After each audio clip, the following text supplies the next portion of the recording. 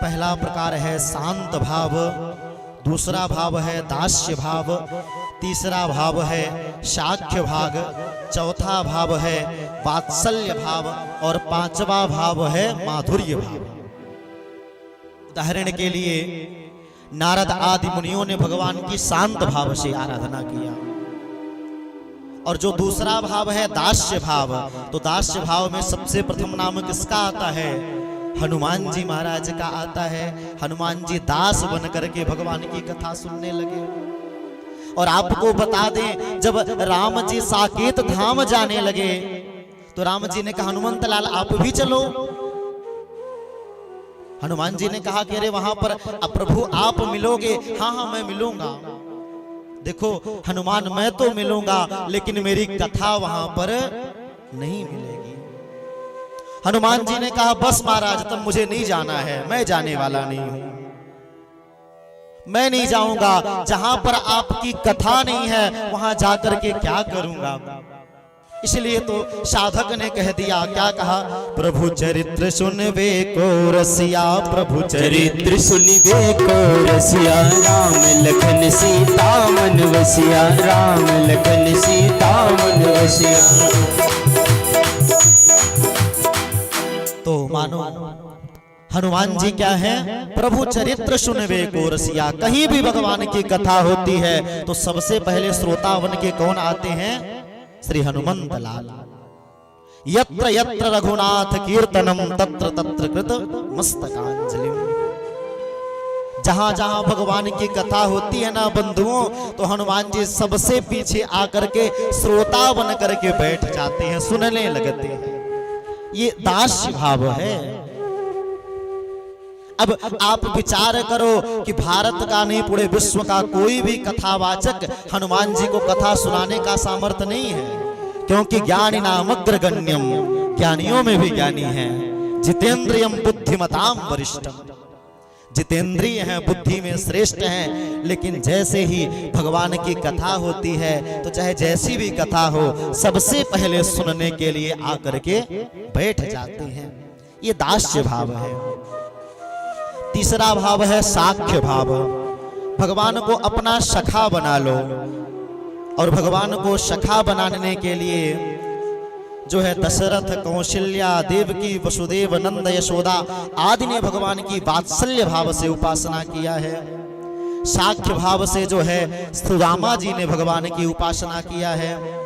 और ये माधुर्य भाव से जो है भगवान की प्रजांगनाओं ने उपासना किया है, सुग्रीव ने उपासना किया है।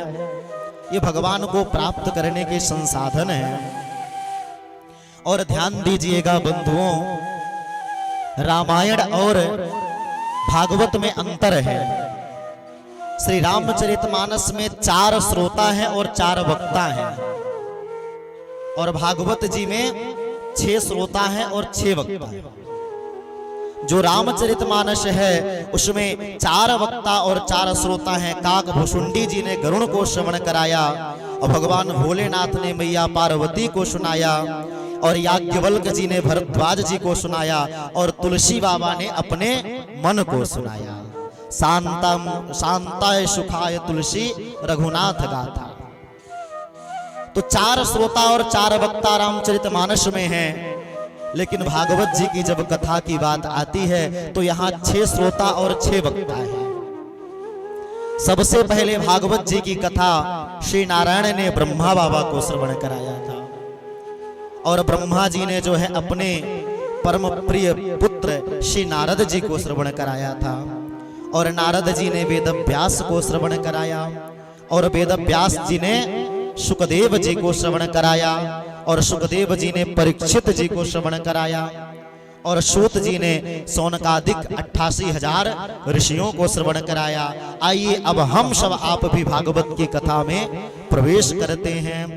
सच्चिदानंद रूपाय विश्वोत्पत्त्यादि हेतवे तापत्रय विनाशाय श्री कृष्णाय वयं नुमः।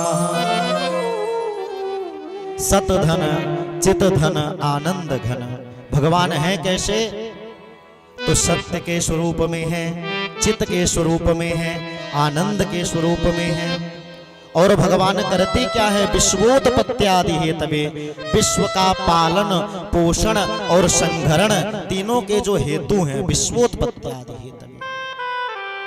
और मानव के 3 प्रकार के ताप होते हैं। कौन कौन ताप हैं? दैहिक, दैविक और भौतिक। आध्यात्मिक, आदि दैविक और आदि भौतिक, ये 3 प्रकार के ताप हैं। इन तीनों तापों का शमन करने के लिए आइए हम सब भगवान श्री कृष्ण को नमन करते हैं। प्रेम से बोले श्रीमद् भागवत महापुराण की जय, कृष्ण कन्हैया लाल की जय। और ये जो भागवत की कथा है, ये द्वापर के अंत में 88,000 मुनियों ने विचार किया कि हम दीर्घ काल तक जीवित रहें। तो द्वापर युग की अंत में आज मानो शौनकादिक ऋषियों ने सूत जी महाराज से प्रश्न कर रहे हैं। क्या कह रहे हैं? बोले कि कोई ऐसा उपचार बताइए जिससे हम दीर्घकालीन जीवित रहें, क्योंकि आप तो गुरु हैं। आप अज्ञान ध्वांत विध्वंस कोटि सूर्य समप्रभा, सूताख्या ही कथा सारम मम कर्ण रसायनम।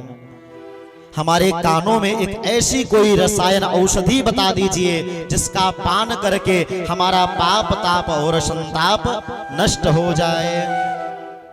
जब ऐसा प्रश्न किया, मानो ये शौनक जी भी कोई साधारण व्यक्ति नहीं है महाराज।